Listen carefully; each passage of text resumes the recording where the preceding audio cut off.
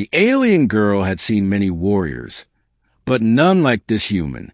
Zara had watched countless warriors enter the great arena of Velour. Some had been cloaked in shimmering plasma armor. Others carried weapons forged in the heart of collapsing stars. All of them shared the same fate: defeat. The arena's champion, the Zarathian beast, had reigned undefeated for 90 solar cycles. From her seat in the High Council balcony, Zara, the youngest daughter of Velour's supreme ruler, had grown numb to the spectacle. Her people adored the violence, the honor duels, the rivers of glory paid for in blood. But to Zara it was just repetition, warriors boasting, charging, dying. Today was supposed to be no different. The air shimmered with the heat of 1,000 alien voices chanting. The gates of the far end of the arena ground opened, releasing the Zarathian beast, a towering, 6-limbed reptilian brute, its scales as black as starless space. It let out a roar so deep it rattled the crystalline seating towers. On the other side, a much smaller gate hissed open. Out stepped a human. Zara frowned. She had seen humans before in the interstellar markets. Fragile, soft-skinned bipeds, barely suited for planetary survival without machinery. They were traders, scavengers, sometimes diplomats, but warriors? Almost laughable. This one wore no armor, just battered leather and a dark cloak. A simple sword hung at his side, its blade dull and unadorned. No shimmering force fields. No plasma gauntlets. Just a man. The crowd laughed when they saw him. Even the commentators began making mock bets on how quickly he'd die. But Zara leaned forward. There was something in his eyes, calm, steady, as if he were not walking into a fight, but into a conversation he'd been expecting for years. The beast lunged first, claws gouging deep scars in the metallic ground. Any other warrior would have dodged wildly or raised a shield. The human didn't.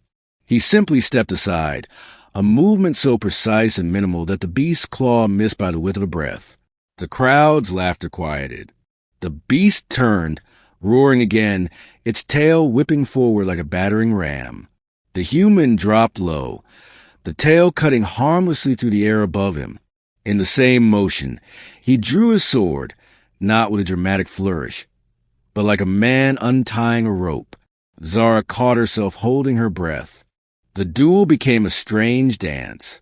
The beast attacked in furious waves, slashes, bites, charges, but the human moved like water, flowing around each strike. He wasn't faster than the beast, nor stronger, but every motion was chosen, deliberate. When he finally struck back, it was never in wasted flurries. One cut, one step, one parry. Minutes passed. The crowd shifted from mockery to awe.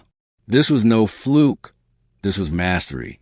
Zara's mind raced. She had studied hundreds of martial cultures, from the blade monks of Theres to the kinetic war priests of Karath. But this human fought differently. No reliance on overwhelming force. No desperate defense. He moved as though he knew the beast's every possible attack before it happened. The beast grew frustrated. Zara could see it. Its breathing ragged. Strikes heavier but slower. Then came the moment. The human sidestepped another lunge, his sword flashing upward to slice across one of the beast's secondary arms. The limb fell, blood hissing on the arena floor. The crowd erupted into a sound that was part cheer, part gasp. The beast, wounded and enraged, charged blindly. The human didn't back away. He stepped toward it, sliding under its guard, and drove his blade, not into its chest where the armor was thickest, but into a thin scale seen beneath its throat. The beast collapsed. Silence fell over Velour. The human stood there, sword still in hand, breathing evenly, as though he just finished a training exercise.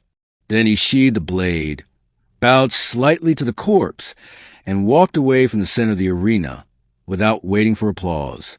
Zara's father rose to speak, his voice booming across the arena.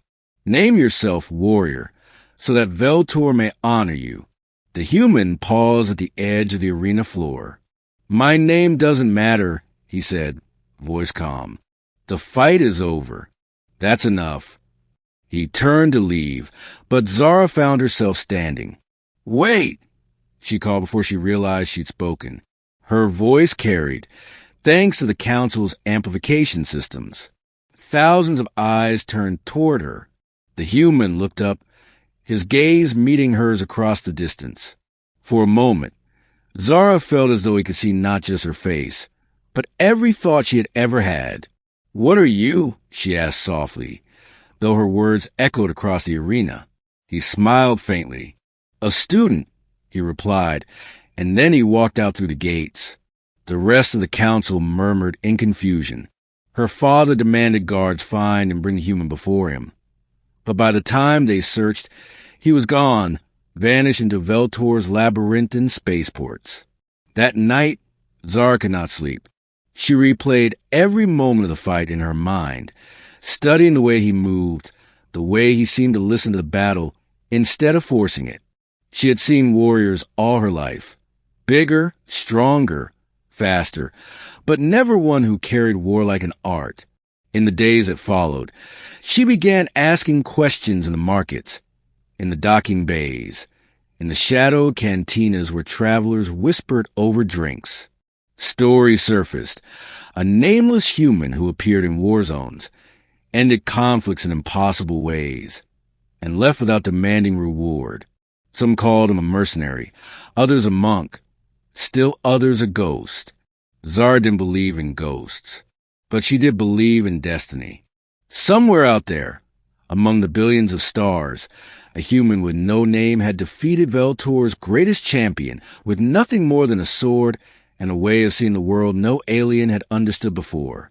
And Zara knew one thing with absolute certainty. She would find him again, because now, the youngest daughter of Velour's ruler had seen many warriors, but none like this human.